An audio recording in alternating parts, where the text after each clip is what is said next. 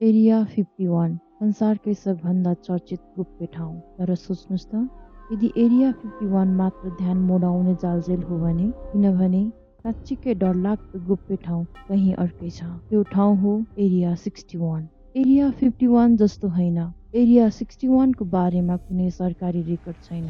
न नक्सामा देखिन्छ, न कुनै पुष्टि गरिएका कागजातहरू। सिर्फ हल्ला, गोप्य कुराकानीहरू र ती मानिसका कथाहरू जसले चुप बस्नु पर्थ्यो। धेरैले विश्वास गर्छन् यो ठाउँ युटाहा वा न्यू मेक्सिकोको मरुभूमिमा कतै लुकेको छ। तर यहाँबाट कथा अझै डरलाग्दो बन्छ।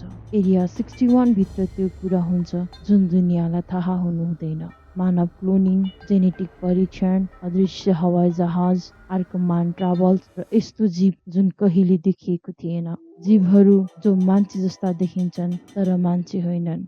एउटा पुरानो कर्मचारीले दाबी गरे, अति गोप्य सुरुङहरूमा लामो गल्लीहरू पार गर्दै उनले तिनीहरूलाई देखे। अँध्यारोमा हिँडिरहेका आकृति, सेतो छाला, चम्किलो आँखा हिँड्दै थिए तर एक शब्द पनि नबोल्ने। उनले भने तिनीहरू अब मान्छे रहेनन्। एरिया 51 वरिपरि जस्तो भिड छैन, न कुनै बोर्ड, न कुनै सङ्केत, शान्ति मात्रै र अँध्यारो। साँच्चै एरिया 61 छैन होला, सिर्फ हल्ला मात्र होलान्। तर यदि साँच्चीकै छ भने संसारकै सबभन्दा ठुलो रहस्य त्यो हो जुन कसैलाई थाहा छैन।